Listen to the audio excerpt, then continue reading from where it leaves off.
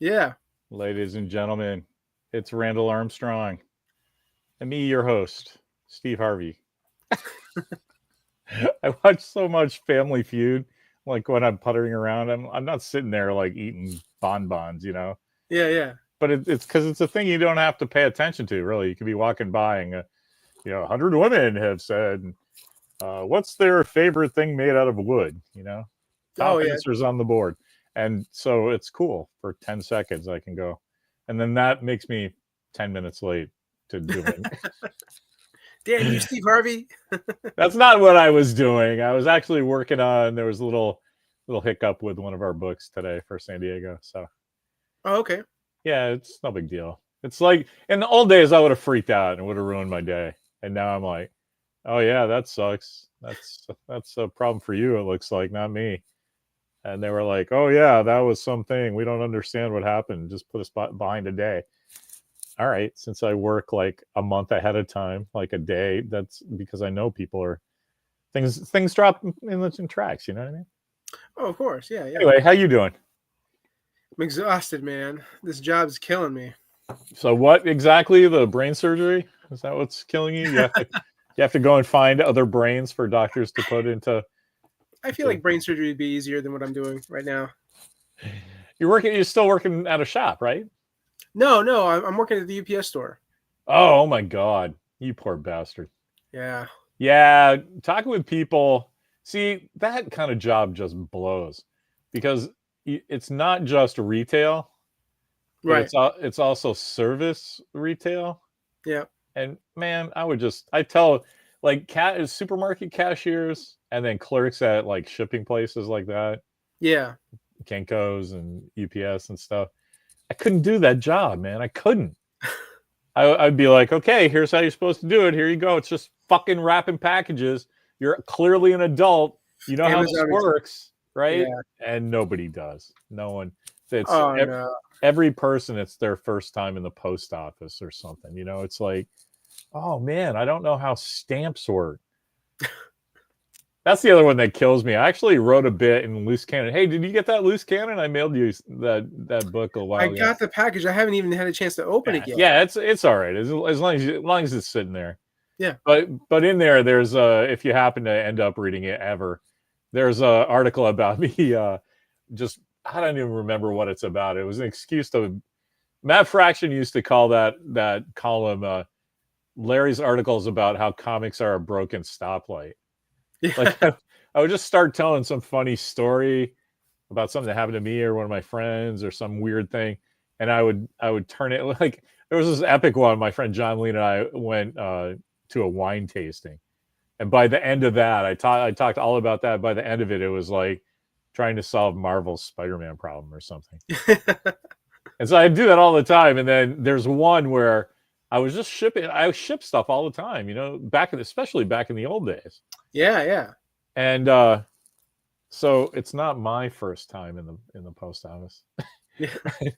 And man, I was standing in line and this guy was just like fucking freaking out.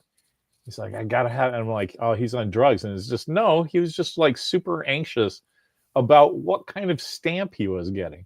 And I couldn't fucking believe it because like, are you just mailing shit? Like just mail it then, right? Yeah. It doesn't matter what the stamp says. But no, he's trying to make some kind of political statement. I sort of get it around Christmas time. You want Christmas themed stamps. I get it around Valentine's Day, honestly.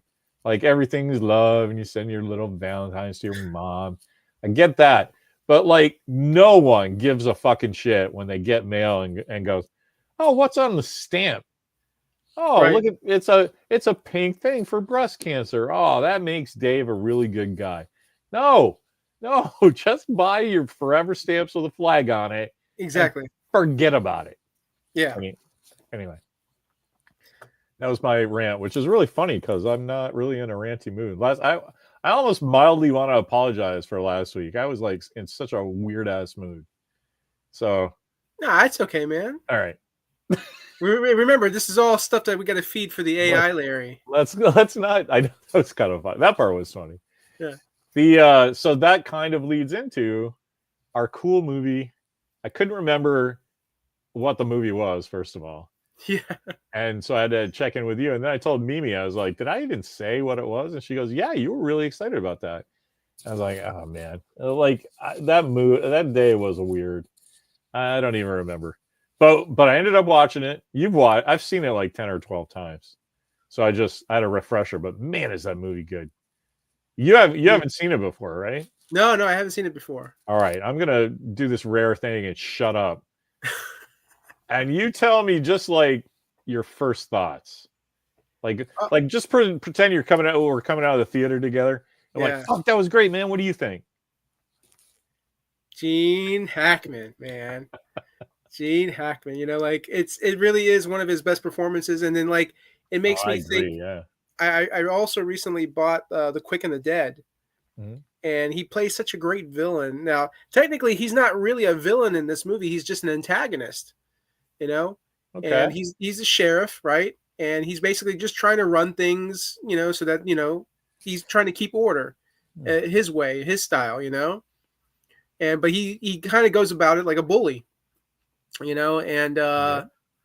and that's just how people in power are, right? Like you're the head sheriff, you're the I run this town, like we're gonna follow my rules. You got to check in your guns, right? And Yeah. at first I was like, oh man, I thought what was it, Richard Harris? Yes, English Bob is Richard English Harris. Yeah. Bob. At Yeah. first I thought he was going to steal the movie, because he starts off pretty slick, and just really good, great lines, great delivery.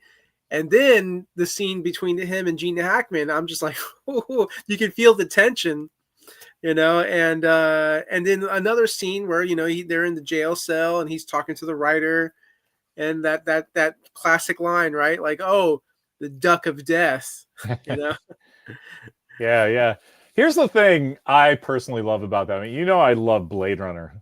You know, Yeah, I got a little Blade Runner doll over there, and um, so David Peoples is the same screenwriter as for this as for Blade Runner. yeah, And I've seen Blade Runner 100 times easy, and this one 10 or 12. And I never put it together that they have the same sort of structure about your protagonist antagonist thing you brought up. yeah, Is that in Blade Runner, everybody says, "Ooh, Deckard's a replicant. Deckard's not a fucking replicant. That movie is meaningless if he's a replicant. That's just Ridley Scott going, hey, pay attention to my movie from 1982." And so Blade Runner is about a man who has devolved into just like a robotic human, learns to be human from a robot, yeah, right? And that's what I love. I saw that in Unforgiven for the first time, is that a crazy heroic outlaw is against a corrupt lawman, right? And so it's like it's pretty cool how I looked at a couple of those other things, and it was pretty interesting. It's not really a theme, but it's a structure he follows. yeah, That everyone is nuanced, yeah.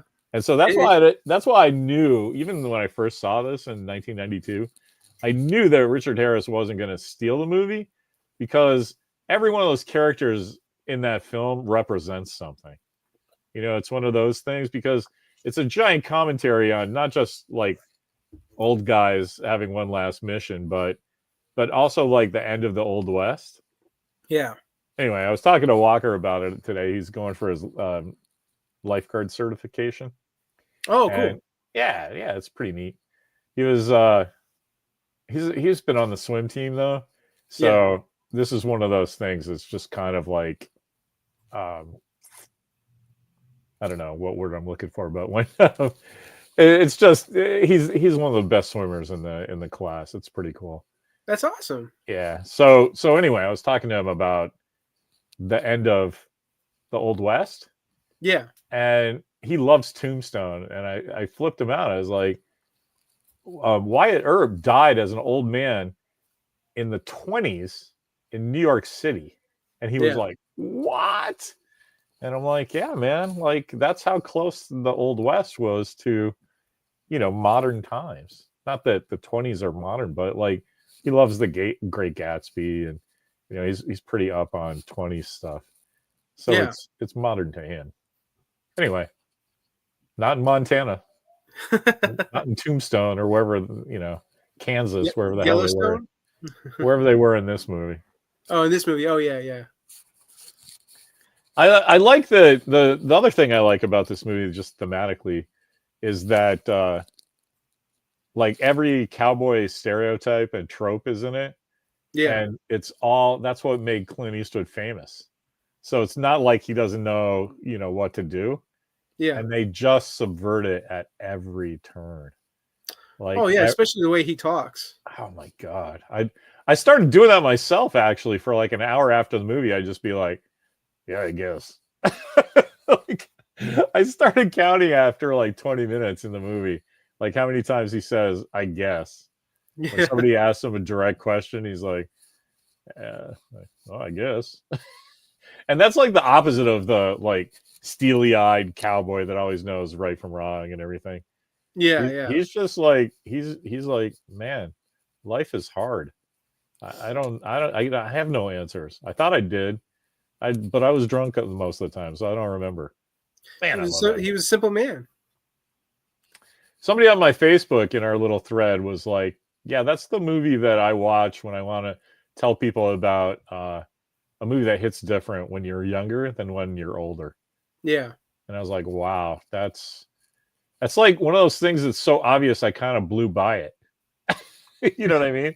Yeah. How did you feel? Did you get a big whiff of mortality from that movie? Because you're 20 years younger than I am. Maybe 30. How old are you again? 40 something? 41. 41. Okay. Yep. We'll call it 20 years younger. Yeah. So you're not really going to bed at night going, oh, I hope I wake up tomorrow.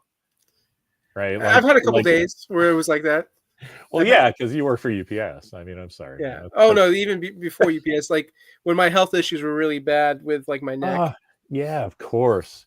I forgot about that. You just don't eat right and it impacts your spine. Well, no, it was actually from a car accident like 10, 15 years ago. Of course, man. Like, oh, I need to eat more celery because my V2 vertebrae doesn't. How horrible would that be, man? How, you know, like in order for you to live, you have to eat all of these vegetables that you hate. And it's like, oh no. Yeah, if it's a matter of life and death, I would. Then I would turn into Clint Eastwood. I would learn to fucking love it. This is the best eggplant parmesan vegetables I've ever had. That's the other thing about Clint. When I watch a Clint movie, it like makes me grit my teeth and like talk out of the side of my mouth. Oh, that was a cool thing. Speaking of like a return to form, like when he realized he was going to have to go, like when Gene Hackman, who I don't know, I just thought it was funny when he was like, "I'm going to go kill little Bill," and he just it's this thing. They don't make a big deal about it, but he grabs the whiskey bottle from the kid. Yeah, yeah. Starts like taking some pulls after spending the whole movie going, "No, I don't do that anymore." He's like, "Yeah, one more time." Going back to old form. Yeah. But yeah, there was one other really cool thing I was going to ask you about. I don't know. I'm not doing really well on my shutting up, am I? No, you're good. You're good. Go ahead, Randall. What do you think about this? I was going to say Gene Hackman's face, man. You just put the camera on that guy's face. Yeah. He doesn't even have to act. It's just like his face does the acting for you. Yeah. Like, I mean, yeah, he's so good. And like the way he, like when you think of like British actors, right? Like these guys are trained to be like Shakespearean, like, you know, like they're hardcore. And Richard Harris, of course, is just one of those like actors, like, you know, character actor, lead actor, you know, just always brought, you know, good awesome acting. I love Richard Harris. And to see him going, you know, trading blows, like Gene Hackman made it look easy, you know, like he'd do a scene with Richard Harris and it was just like, he almost made Richard Harris look like an amateur almost, you know, like that's just how good. That's a great point. Yeah. I mean, part of that is the script, right? Yeah. But, and Richard Harris is such a good actor that he wouldn't allow that if he was trying to be if Hackman was trying to put one over on him. Like old school guys used to do that. Like Marlon Brando would run over younger actors.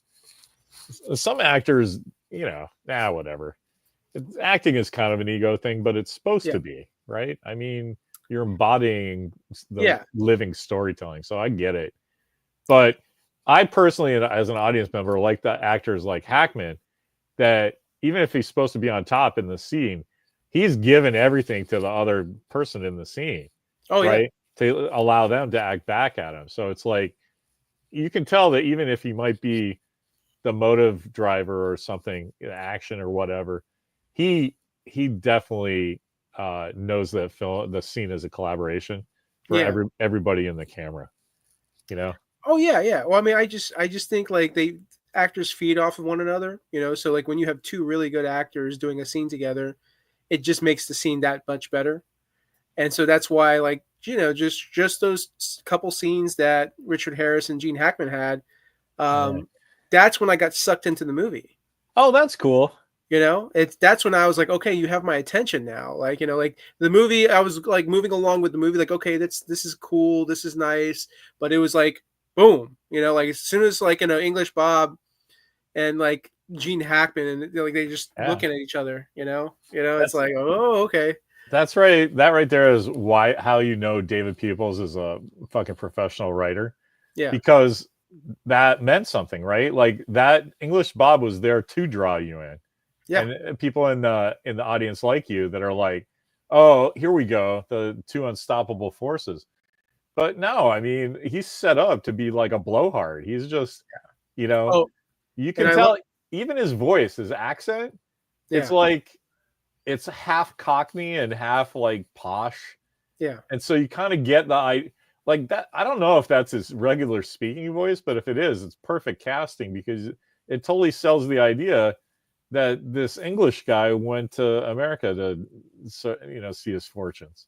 And yeah, he's so shitty about it. And like, you need a queen. And, but dude, what are you doing there? It's because they kicked you out of England too, probably. Right. yeah, yeah, So anyway, that's neat that you can sit there and watch that movie with a stopwatch and go, okay, there's the inciting incident. All right, here's the, call to action. Here's the, you know what I mean? yeah. But It, it so works. it's like almost watching two movies happening at once, right? Because it's like, you have one part of the film that's focused on Gene Hackman, and then the other part of the film is focused on Clint Eastwood. And then it's like once you get to the end of the movie, they converge. Right. Once they meet, yeah. Yeah. And then I think, yeah. Sorry. no, it's okay. Yeah, and it's just it was really well done. Gene's acting. I see why he won the Academy Award. Oh my God, Um, yes, right. yeah, I think you could have given the Academy Award to like 6 or 8 actors in that one, because that was great. yeah. I mean, the only other person, like the top two actors in that movie, in my opinion, were Gene Hackman and Richard Harris. Oh yeah, Um, really? That's yeah, cool. yeah. I mean, Morgan Freeman did solid work, but to be fair, I don't think he was given a whole lot to use. Yeah. Like he had lines, but like I don't think he really had anything that he had a couple moments with Clint Eastwood, but other than that, it was just like he's there kind of like to help and tag along, Nah, he's there to show what doesn't happen to Clint Eastwood's character, right?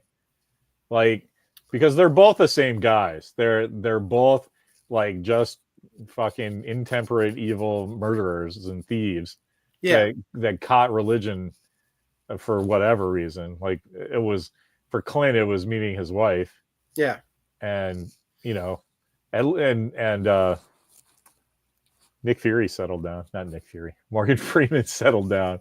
And would that be cool if Samuel L. Jackson played the Morgan Freeman role? That would have been a different movie. Oh man, like I don't know, man. It would have been a close tie between those two guys because Samuel he brings a little gusto, and I think Morgan Freeman brings like a little bit more drama, a little Yeah, bit. well, he's definitely a more sedate character. Yeah, Like you don't think of Morgan Freeman going, God damn it, all the time, right? the closest, and now that I think about it, you know what? They could have switched places in the movie Lean on Me, where you know, like because Yeah, like yeah, I could see Sam Jackson delivering those lines the way Morgan Freeman delivered the lines in that movie. that's true. Yeah, that's true. Anyway, I think you're just blown by Clint though, because he's the personification of westerns in Oh, 1992. Like John Wayne has died, everybody's dead.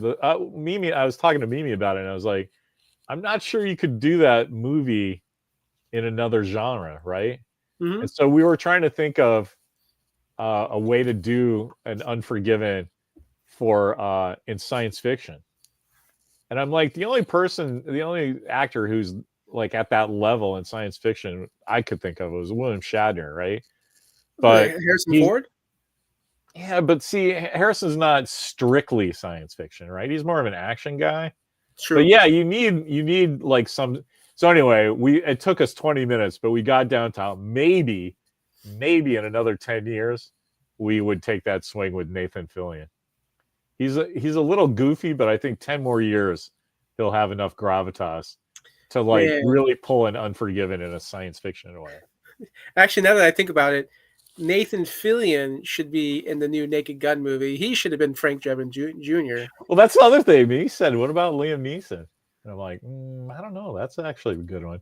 So, I mean, you get a good actor and you can do it, right? Yeah, of course. Yeah. I don't want to see Nathan Fillion in any comedies because he's too goofy already, right? That's the Uh, brilliance of it, though. oh, that's the ease and like no thinking involved. I want to see Nathan Fillion in a straight up like fucking tearjerker fest. Like Okay. like my wife is dying of cancer and I got to raise the kids and the dog. I One of those movies because that guy can act. He's like me. In college, I wrote this paper, and it was great. It was an A+ paper, yeah. and my professor gave me an A-, and I was like, "What's wrong?" She's like, "You ended on a joke, like you always do. I tell you not Yeah. to do that." And I'm like, "No," but then you walk out of that paper going, "Oh, that was pretty funny." And she goes, "Yeah, but that's not what the paper. We're here for academics, not for like entertainment." And Right. I was like, "Well, fuck you. I'm going to go into entertainment when I'm an adult." Yeah. I'll let John Price handle academia. It's like entertainment always wins. Anyway, that's what Nathan Fillion does. He's just a powerhouse actor, but nobody gives him credit because it's always in service of like, oh, I slipped on a banana, you know? No, now that I think about it, because you have the terminologies, right? You have TV star, movie star, right? So you look at like Pedro Pascal.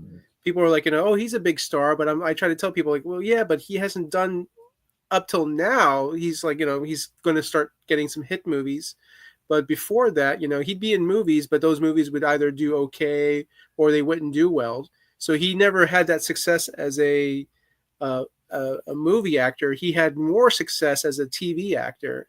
And so same goes for Nathan Fillion, I think. Nathan Fillion's had more success doing television than he has doing movies. But now I feel like, with a lot of those opportunities that Nathan Fillion's getting now in his career, we might see him doing more movies.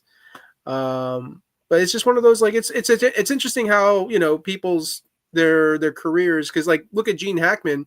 That guy, I don't think really did a lot of television. Like he was a movie star. Like that dude was always in a movie. And then you had actors that transitioned from like being TV actors to movie stars, like Bruce Willis. Yeah, I don't really think that in the land of streaming now that's a big distinction anybody makes anymore. Oh yeah, yeah. Because like Pedro Pascal's a movie star just based on Mandalorian. You know what I mean? Is Mandalorian, well, it's on TV, but it's on streaming and it's $100 million an episode and it looks like a movie. And Yeah, on my TV and soundbar, it sounds and looks like a movie. So like a movie star is all about presence to me and not like if they were actually in movies or not. right. And I don't know. I think because of that, I don't think there are a lot of movie stars anymore. Yeah, You know, yeah. I mean, from the old 1950s way that you were talking about it, you know. yeah, yeah. No, I agree. I agree. I mean, streaming's changed a lot. Studios, they've, That's true. Watch Quick and the Dead next, Randall. I've seen it. Oh, okay. I've, Well, I, yeah, you I love brought that it movie. up. You Oh brought it yeah, up, yeah, but yeah. you added. I thought you hadn't, because you were going through that thing. I'm buying everything. I'll Oh watch yeah, it yeah. later. I thought that was one of them. Yeah, I bought a Starman. I haven't Oh seen yeah. that one. I haven't seen that one. I know it's a John Carpenter film, and the dude is in it. I have never seen that either. We should probably watch that at some point. Oh, okay. I'm not dying to though, because I have this weird relationship with John Carpenter movies. Okay. I like movies that he's done, but I don't like his movies. You know Okay. what I mean? I won't go watch a movie because he directed it. It's Is got there a to, John is there a John Carpenter film you haven't seen? yeah. Oh my god, tons of them. I haven't seen Ghost of Mars. I haven't seen Starman. I mean, I like what it is. I like I love Escape from New York, Yeah. and I love Big Trouble in Little China. Yeah. And then The Steve. Thing? Nah, I've never seen The Thing, and I'm never gonna watch The Thing. Fuck The Thing. What? That's such a great movie, man. Is it though? There's a human face on a dog. That's not my thing at all, man. I don't remember that. Just I know everything. I feel like I've seen the movie because I've read everything about the production. I love Kurt Russell. Yeah. You know, I love Keith David and him. There was no ending to the movie. So the ending of the movie is just them with the cameras on talking to each other. I think that's cool. That fits that movie because that's what would happen if you battled some alien that took over your friends' bodies and made weird shit Well, at the yeah. bottom of the planet. You would just sit there and go, what the fuck was that? It's the paranoia, right? It's the idea of like, how do I know that this person isn't How is the that? alien? How is that entertaining to anyone? Oh, horror fans, right? They all love that. Am I a horror Ah, fan? you No. know, you know what's funny is like I don't even consider myself a huge horror fan anymore. Because like new horror movies come out and I don't have a huge desire to watch them. I think I consider The Thing more of a thriller than a horror film. And I think the only reason it's a horror film is because we see so many special effects and we see like the creature effects. And that basically essentially makes it the horror film that it is. But other than that, it's a survival film, and it's it's like you're looking for the killer, right? And the killer just happens to be an alien, so it's like that's to me is like what draws me in, like just looking at the performances of the actors and just trying to find, like, it's like almost like poker, I guess. You're just trying to find that tell. You're trying to see, like, is that person, are they who they are? I don't find that entertaining at all. In No. fact, I'm sad that you went through that because I know that's what it is. You just Yeah. described every horror movie. And Okay. it's just like no one can talk you into changing your taste, right? Sure, sure, sure. This is funny. I feel like I should know who this is now. But obviously I haven't been watching us because we watched Buckaroo Banzai. Yeah, yeah. If I remember right, you kind of enjoyed it. I did enjoy Buckaroo Banzai. Reba Williams I haven't seen yet. It's very 80s, the Buckaroo, but I love movies that are of its time, especially if I live through that time. Yeah. You know what I rewatched recently is and again, I know you're not a horror fan, but there's something about I just said it actually. yeah. Not a horror fan. I like to reiterate Let's in talk case more someone about just that. jumped in. But if I rewatched Fright Night, like I love Oh vampires. I yeah, love the whole vampire genre, yeah. and like Chris Sarandon just does such a great job Fright as Night's not a horror movie though; it's a comedy. no, it's Yeah, a horror it's a film. comedy about vampire. Roddy McDowell's in it. Chris Sarandon is the evil vampire. Chris Yeah, Sarandon, yeah. the six-figure man. Like that's not a comedy. Okay, He's not the Six Fingered Man. who's the six-fingered man? That would be who's the guy that Julia Roberts, not Julia Roberts. I thought She was for in Halloween. What's I thought the for actor? sure it was Jamie Lee Curtis. Yeah, Jamie Lee Curtis, her husband. She was married to Chris Sarandon. That's Chris Sarandon, the other guy, the Six Fingered Man. Who? I thought you said that he was in Fright Night. No, so Chris Sarandon is in Fright Night, but he's not the Six Fingered Man. Who's the six-fingered man then? What's his name? Is it Taylor? Christopher Taylor? Oh yeah, Christopher something. Christopher Guest? Christopher Guest. Yeah. All right. Well, now I'm looking at all these pictures of Chris Sarandon, and he kind of looks a little like Christopher Guest. Yeah, they have the similar looks. So I don't feel that badly about that. But obviously, I'm getting old. We all are. We all are. What's Larry's Unforgiven about? Probably like trying to find like some like Blade Runner VHS tape or something. Yeah. So some annoying guys getting in your way in line, and just kind of just grabbing them and like, hey buddy, get out of the way. Oh my god. When I went to go pick up Walker, it was impossible to find a place to park. So I just like drove around the block waiting for him to come out. Yeah. Which is my least favorite thing to do. Because that happens. I start to go like, well, when am I just gonna drive into this pedestrian because I don't fucking care anymore? Yeah. You know, when am I gonna cut this bus off just to see what happens? Man, I driving, I kept it together. That's one thing I noticed getting older is that driving just for some reason has gotten more stressful for me. Huh. Either it's a combination of like, oh, I need to try to get to work on time, and then like, but then like some of these people are driving slow, or I feel like I can just sense like someone, I'm like on their blind side, and I can just sense like they don't see me, and at any given moment they're going to get into my lane, and I'm going to be forced to like immediately stop. You know, just constantly, my mind is just like, well, that's focused good. on traffic. That's good. You should drive that way. That's But it's defensive stressful. driving. Just assume everyone doesn't know how to drive and you'll be fine. Yeah. It is stressful though. Not unlike how funny it was for me to watch Clint Eastwood come into the bar and watch Gene Hackman shit himself because he's just used to scaring people off by beating them up a little. And this guy's shown up again. He's like, holy shit, what's going on here? And he's like, who runs this place? He's like, oh, I bought it from Greeley for $1,000. And he just plugs the guy. Yeah, oh, yeah. Like, oh, that's what you should have thought of that before he decorated outside of his bar with my friend. Right. Like, it got really funny near the end there when Clint was just all out of fucks. Oh, it's Marco. Ah, that's right. That's Marco. right. That's right. That's why I was like, I knew I should have known who that was.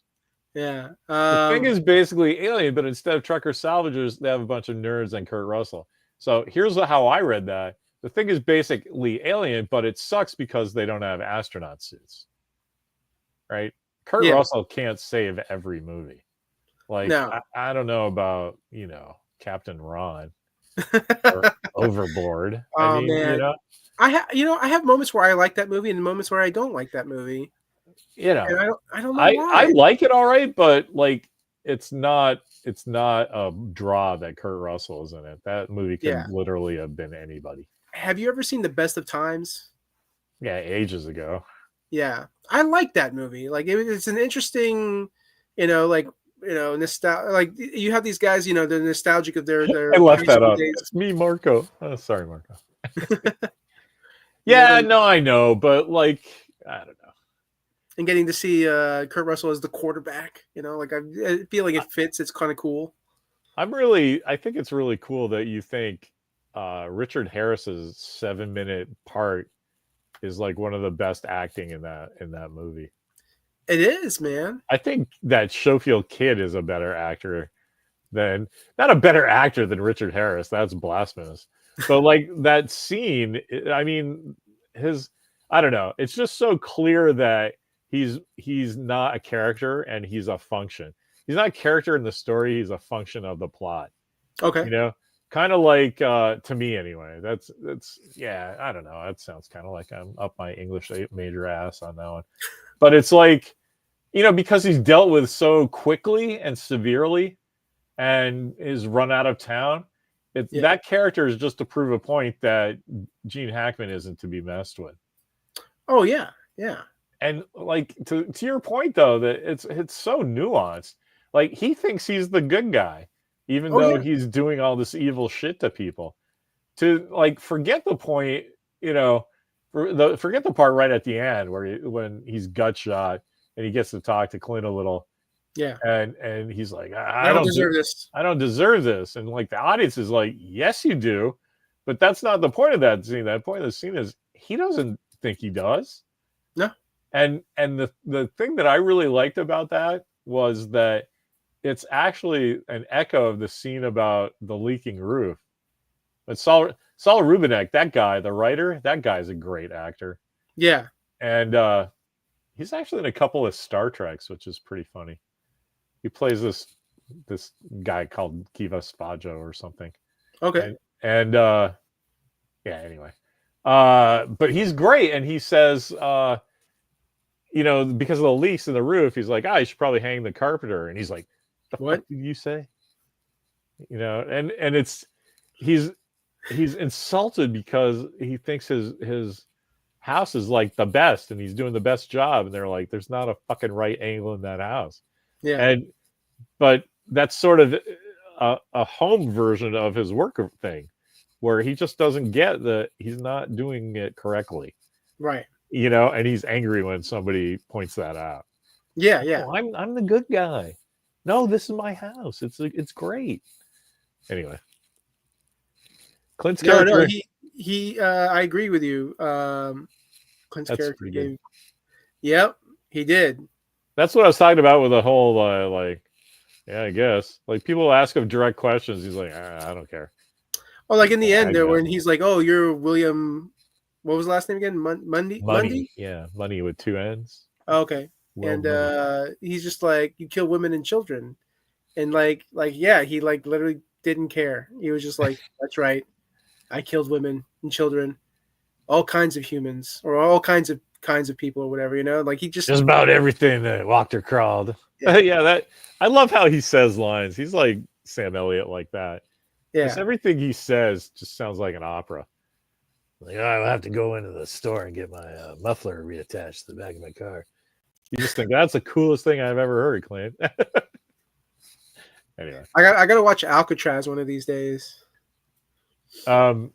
Escape from Alcatraz. Yeah, yeah. There was a J.J. Abrams show called Alcatraz, and I was like, let me stop you right there. That's not a good show. But yeah, Escape from Alcatraz is great. The warden is played by Patrick McGowan, who's the star of The Prisoner. Okay. So yeah, there's a great line in the trailer where his face is like really close to the camera, like in The Prisoner. And he's like, no one has ever escaped from Alcatraz, and no one ever will. No one ever will. Really cool. It's a good trailer. You should watch it. My earliest memories of Alcatraz are probably. Oh, there you go. Yeah, Sorcerer. That was the most expensive movie ever made before Star Trek, the motion picture, came out. Doesn't it star what's his name? Yes. Ghostbusters 2? Okay. I was thinking Vigo. No, not Sorcerer. Really? That guy was like 8 when that came out. No.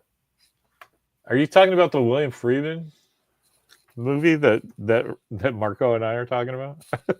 I think so. I don't even know how to spell Sorcerer, but there's no O at the end. I can tell you that. All right, Sorcerer is a 1977 film. Roy Scheider, Bruno Kramer, Francisco Rabal, and Amadou. Okay, no, never mind. I have it mixed up with another movie then. Yeah, you really want to watch Sorcerer. It's excellent. Okay. Look out for the. But I'm with Marco. Look out for the truck. Look at this. You guys have known each other forever. You're thinking of Warlock. No, not Warlock. I know Warlock. Timothy Conley's hilarious. Randall wants to watch Escape from Alcatraz while wearing old-timey prison gear. The little stripes. They sell those on Attica. They sell those on Alcatraz, those little pajamas. Yeah. Oh, I was going to say my earliest memory of like knowing anything about Alcatraz was watching the movie So I Married an Axe Murderer. Have you seen that? No, but I know all about that. I watched them film a bit of that. It was in one of the best Phil Hartman scenes you'll ever see in your life. Oh, that's bold words. Yeah. What's the girl's name in that? Nancy Travis? Yeah. Man, there's a blast from the past. I used to watch everything she was in, and I somehow missed that movie. Oh, I mean, Alan Arkin's in it, and Charles Grodin, you know. Chris Sagasag, he's in it. Yeah. Chris has got this friend named Wendy who she's a Star Trek fan, and she came over to talk to us at the booth in San Diego. Yeah. And so when she came over and introduced herself, I turned to Marcus Steve and I'm like, "Oh, this is Wendy. She went to high school with Sagasag," and she's like, "Oh, it's pronounced Seguisig." And I'm like, I had to turn to her and I'm like, "Yeah, I know, but we met him online and he wouldn't tell us how to pronounce his name, so we just started calling him Sagasag, and now there's like 30 people that's just what we call him." And you're never going to get us to pronounce his name correctly. So I just pronounced it that way because that's what we call him. And she was like, "Oh, okay." And she just realized that there's like all these old men going, "Hey, don't tell us how to make fun of our friend." She was very nice though. I don't want to say that. She was great. And I hope I hope she comes back because I have. Did you see? I made Quatlu coasters. Oh, nice. Do you know what a Quatlu is? It sounds familiar. I've seen that before. This little symbol is called a triskelion. Uh-huh. And there's an episode of Star Trek called The Gamesters of Triskelion. Okay. And if you've seen the old shows, right? You're aware of it. I'm aware. Yeah, I'm aware of it. Like I've seen like lots of bits and pieces, but like it's the one where the green-haired girl is wearing basically a tinfoil bikini, so it makes her boobs look like baked potatoes. Okay. And so anyway, it's just the symbol of it's the arena that they fight on. And so, but there's little coins. And anyway, my friend Tiffany makes these. She just make wood nickels for you. So this is a Hydra shield one. And I was like, "Oh man, we should make Quatlus." And so we did, and it said, serious Star Trek on the back and me and John's name, and we gave them away. And when we were there, some guy was like, "Yeah, this is great, man. Thanks for doing this. I love meeting new people, but man, I wish this was a coaster." And I was like, "Oh my god, that's such a good idea. I'm doing that next year." Yeah.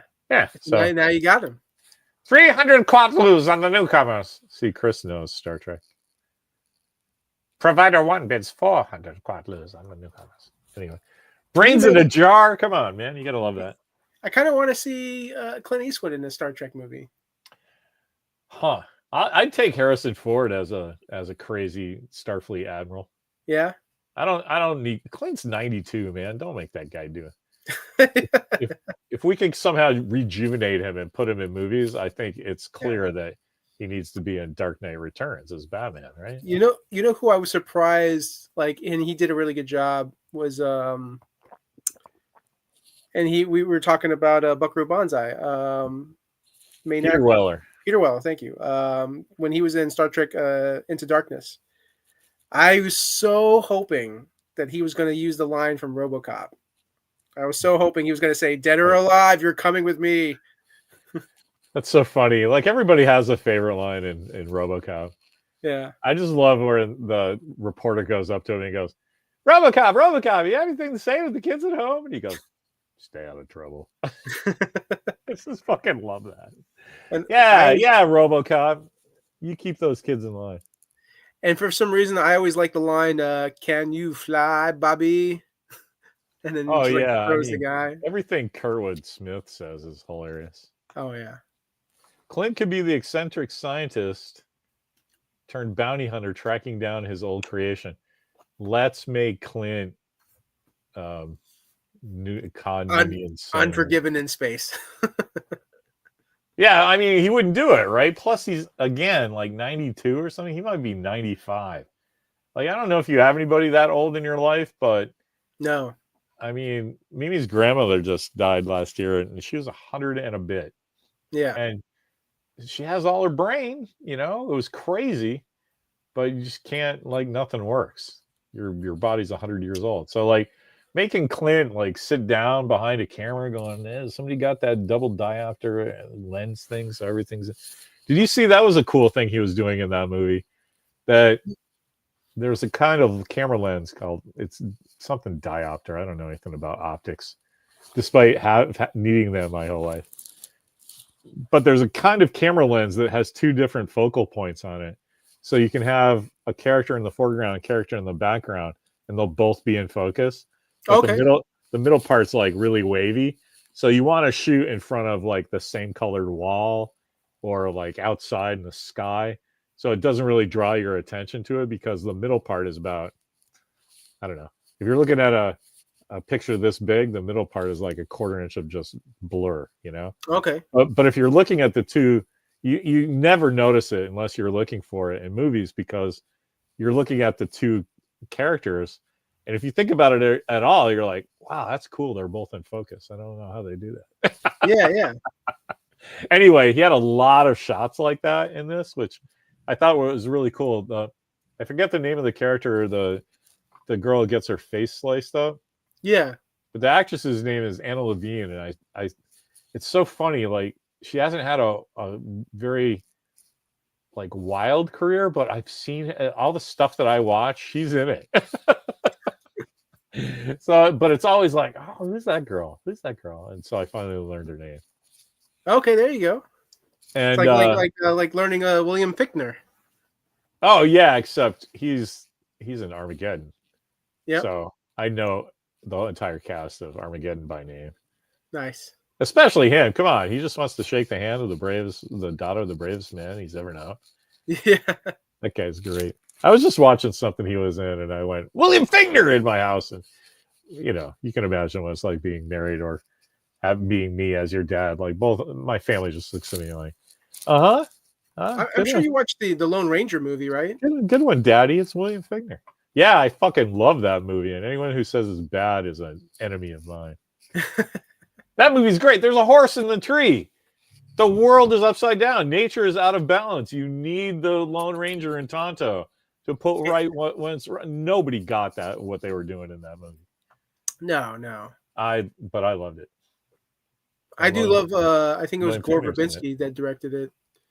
I do like his directing. I think it's sadly like because that movie didn't perform well in the box office. I'm tracking down Bosk, yeah. Because that movie didn't do well in the box office, like, you know, that dude hasn't really made too many movies since then. Who, Gore, the director, or? Yeah, the director. Oh, you said that. You said, you know, Lone Ranger and that dude. I'm like, yeah, he's a cannibal. But I thought you were talking about Armie Hammer. Oh, no. Yeah, back to back, like losing Batman and the George Miller Justice League movie going away, and then Lone Ranger not doing that great, and then Man from U.N.C.L.E. not doing that great, and then he comes out and goes, "Yeah, I told my girlfriend I'm going to kill her and eat her, and I meant it." Like that's a great way to kill your career, man. I think his last movie before that all went down was the River of Nile, or what was that? The Kenneth Branagh is playing. Oh yeah, the Agatha Christie thing. Yeah, Death on the Nile. Death on the Nile. Yeah, he was in that. Agreed, he was. I don't think we watched that one. Maybe we did. We definitely watched Murder on the Orient Express. That one I enjoyed. I love that they gave Hercule, I can't say it because it's French. I love that they gave his giant, elaborate, majestic mustache like an origin story. Yeah. Like the reason he has that crazy thing is to cover scars from the battle. I'm like, that's awesome. Oh, not just you can't just have a fucking great mustache because having a great mustache is awesome. Yeah.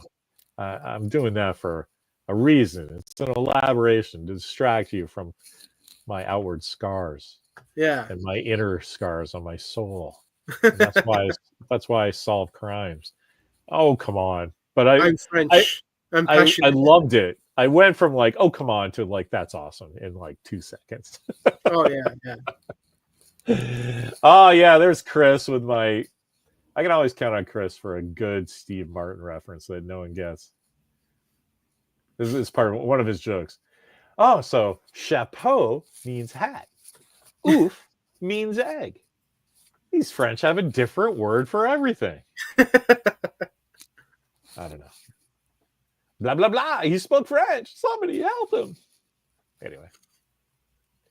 Good old Steve Martin. 1977, which I just read something that happened in 1977 that wasn't Star Wars related, but you know, bring Bosk back alive and you'll get the Cantina at Mos Eisley Spaceport. Nice. I don't think that's right. Bosk is a bounty hunter himself. Why would somebody put a bounty on a bounty hunter? Although, maybe that's something for our Nathan Fillion movie in the future. Yeah. I don't know. He hasn't appeared in anything Star Wars related, right? Fillion? Yeah. I don't think so. I mean, unless you count all of Firefly as being Star Wars related. Right. You wouldn't be wrong. I guess there's no robots in Firefly. I don't know. Yeah, I don't recall seeing any robots in Firefly. But androids. Did they have droids? Yeah, because like, what was it, the Serenity film? Yeah. I think Isn't it like just somebody had an arm or something? Did they have actual robots? well, yeah, because what do you call it? The one character, the sexy woman was like a robot that he programmed her or whatever. The droid. I don't remember that at all. Some woman, sexy robot. You'd think I'd remember. Lovebot. She what? You're not talking about Morena Baccarat. She was No. What's the actor's name? He's actually going to be in the Supergirl movie playing Supergirl's dad. I thought you said. I swear to God, I thought you said there was a sexy woman that was a droid. And then you got okay, but now it's a dad. No. The actor who is with the Lovebot. Oh, now I got to look this up. Say something about Serenity, right? Yeah. Why don't you keep talking about how much you love Gene? David Krumholtz. There you go. David Krumholtz's character. Oh, right. That girl was a robot? Yeah, yeah. Because like when Mal walked in, she started talking, and then it changed the voice or whatever because it was Krumholtz's character because he was killed. Yeah. But he managed to record. Universe. Yeah, I remember that. I've even seen that a couple of times, but it doesn't stick with me because it seems like it upsets my memory of the show. You know what I mean? It's like it's not. I didn't need to see all that stuff with the Reavers and everything. It's not what I liked about Serenity. Yeah. So what's funny is I watched Serenity first before I watched Firefly. Oh my God. Is there nothing that you don't do upside down? It's funny how you get to stuff. So you just watch Serenity to see, like, what's your thinking? Like, I'm going to catch up on this TV show by watching the movie they used to close it all up. So, no, what happened was I had heard the show got canceled. I went to the movie theater to support the movie because I wanted the movie to do really well. And because in hopes of if the movie did well, there would be more sequels or they'd bring the TV show back. Yeah, I got it. And so it was just one of those and I was a Joss Whedon fan. So it was just like one of those cool, I'll go check this out. This looks great. And I just never got around to watching the show because I was too busy watching Buffy and Angel. And I was like, I don't have time to watch Firefly. I'm going to have to watch the other two shows that he created because I've been watching those for years now. Have you seen this? That'll make you not a... Oh, of course. The Dr. Horrible. I have that on DVD. We tried to get Walker to watch that during the coronavirus when he was a little younger, and he just was like not having it. I'm like, look, I'm showing all these pictures when he's like 4. I got him a Captain Hammer shirt, Yeah. And like nobody would recognize it, but like a little boy with a hammer on his shirt, like everybody loved that. Yeah. And like to people, I'd be like, the hammer is his penis. And you're like, you can't say that in public, Larry. I'm like, it's a quote from the fucking show. And like, nobody knows what that show is. They made a few comics out of it. Good old Chris. He was right there for me. That's the one line. That one in the... That's the best line. The evil horse. I like that a lot. His little sign. I even have the soundtrack, so I've listened to every once in a while. There's like one or two of the songs that I love, kind of like singing because I just think the lyrics are really good. Mimi loves it. So you should talk to her about that. Yeah, she loves it. Probably my favorite thing. Well, no, I take that back. Second favorite thing that Neil Patrick Harris has starred in. Oh yeah, what's your first? First is going to have to be How I Met Your Mother. He's so good on that show. Yeah, I agree, but that show blows. It suffers from the Lost thing. It was great until the end, where they completely fucked up the end in like Yeah. the most insulting way possible. That I was just like, oh man, whatever. It's because everybody guessed the ending, and they were right about the ending before they did it. So they were like, "No, we can't have the fans being right. So we got to do it this way." Well, that's why I said Lost of it, because it's the same thing. It's like they're all dead and they were in heaven this whole time. Like that explains all the stupid shit. Yeah, we figured that out before the pilot was over. Yeah. Right? And they're like, no, we didn't do that for 7 years. No. Oh yeah, kind of. All right. And the same thing, actually. Did you watch Lost at all? I did. I caught up on Lost, and I was able to watch I think the last 2 or 3 seasons on TV as they were airing. Okay. So you remember the last? It was 6 seasons. I remember the last season was all that like alternate universe stuff where their lives didn't go different and they didn't really explain like what was going on. And that's how I felt about the end of How I Met Your Mother. There was that second to last season that's all about he's going to marry this other girl, and he does. And like, but that's not her mom because she died of cancer. And oh, what? Like that's the most depressing way to go out of a movie of a show ever. Yeah. Anyway. And the actress that they got too was great to play the mom, and the commentary for Dr. Yeah. Uh-oh. Timmy's on Boss today. How I Met Boss. Funny. In the canteen. I love that suit. That I talk about that suit all the time. There's 2 of them actually. Remember the guy that where you first meet Chewbacca? Like Obi-Wan and Luke go up the bar and there's a shot of Obi-Wan talking to some guy in a spacesuit, and he just kind of goes, and walks out of frame, and then there's Chewie. Yeah. Like that spacesuit is the same thing that Bosk is wearing, except Bosk's is yellow and his is like this grayish green. Okay. And there's really specific RAF spacesuits from high altitude flying, not actual. They're environment suits, not spacesuits. Yeah. But they only made like 5 of them, and like 2 of them ended up at Pinewood Studios. I just think that's pretty cool. One of them's in the Smithsonian, and one's in Star Wars all the time. I just think that's amazing. I really want a new Star Wars movie. Oh my God, who's the Bosk? Oh my God. Tony Danza as the Bosk. I kind of want to make that Photoshop, right? Like Angela. Just have their, an NBC promo shot of the cast, but just like put Bosk in the back. I might do that. I don't know why. What a waste of time. I've got books to do. Anyway, yeah. What else? Did you want to talk more about Unforgiven? I think we captured a lot of what we liked about Unforgiven. I will say this too, for a Western. This probably is the Western that's had the most rain in the movie. Oh, that's interesting. I can't speak to that point. But yeah, usually it's the sun beating down on the cowboy hats, right? But I was going to speak about how the framing is. Every once in a while, Clint does these like Howard Hawks shots where you're way down low on the horizon, and there's like I guess the tree where he buried his wife.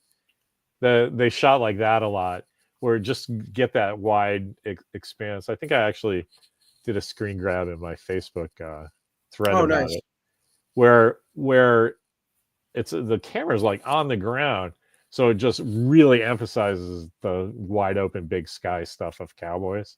Yeah.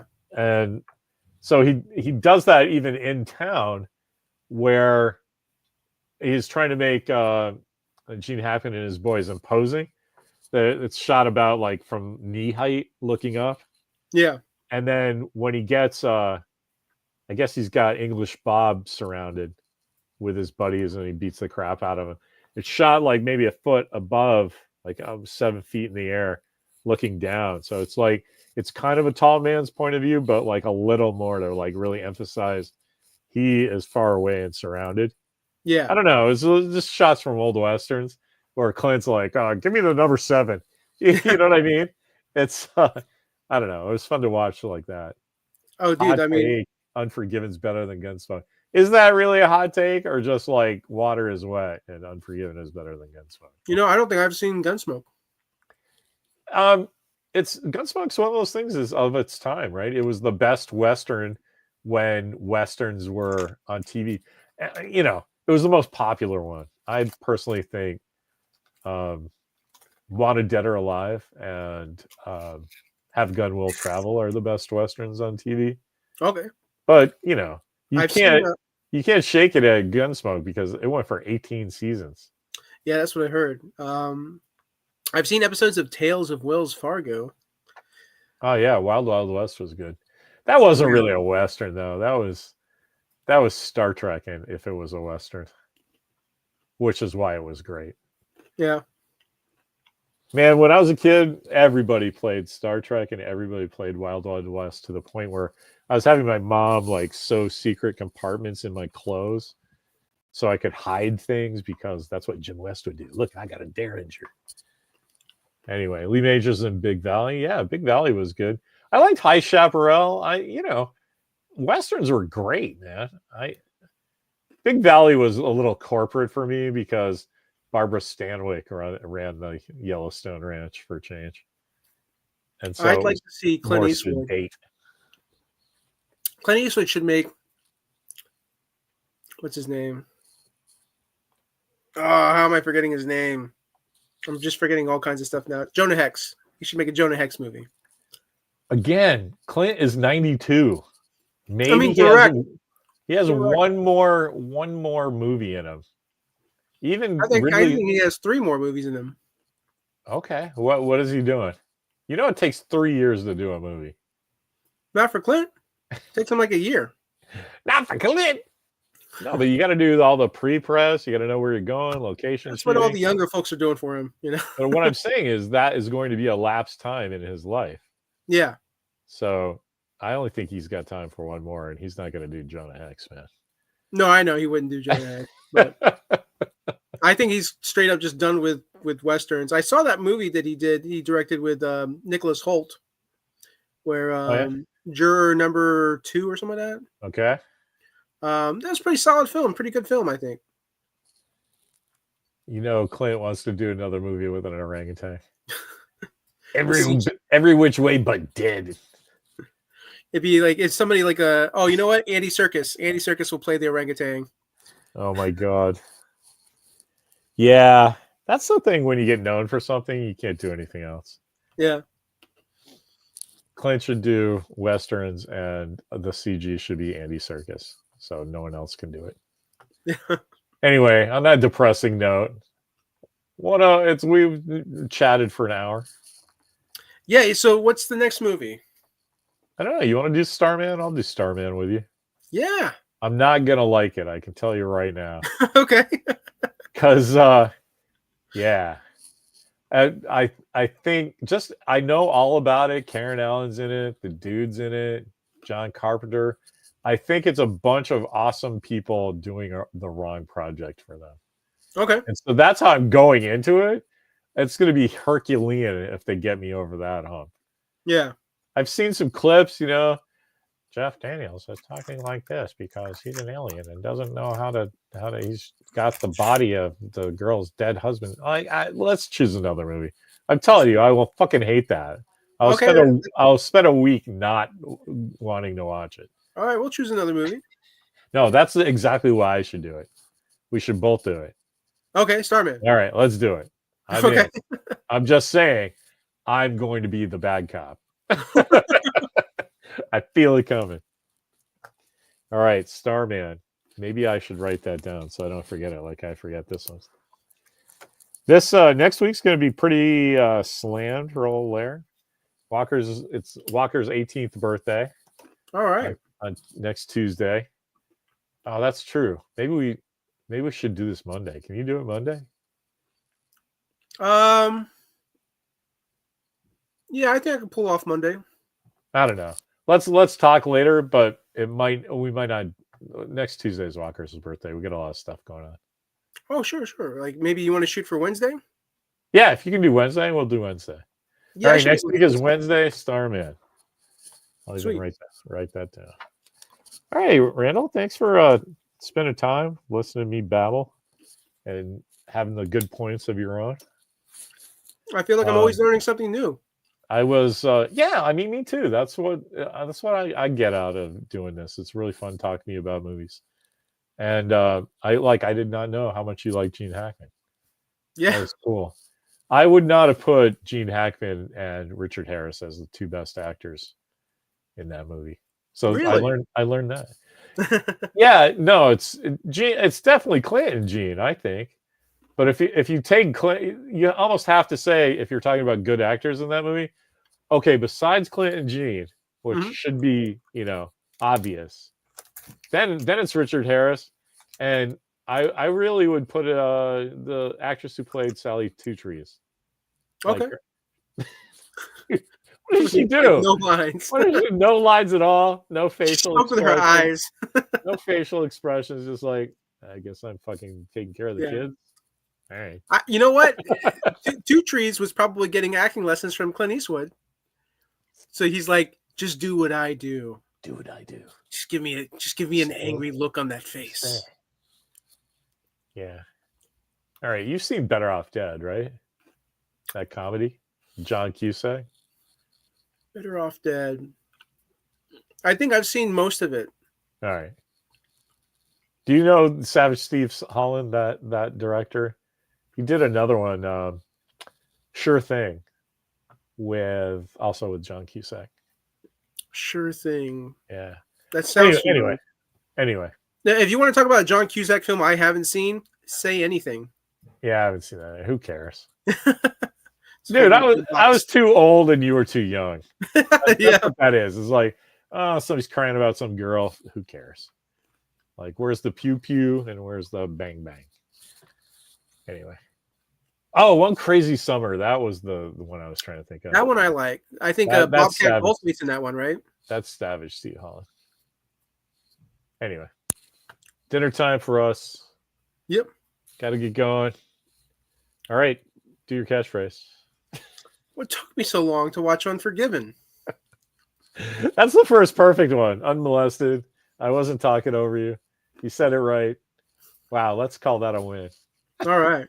All right, thanks everybody. I know Chris was hanging out, Tim, Marco, somebody else was here.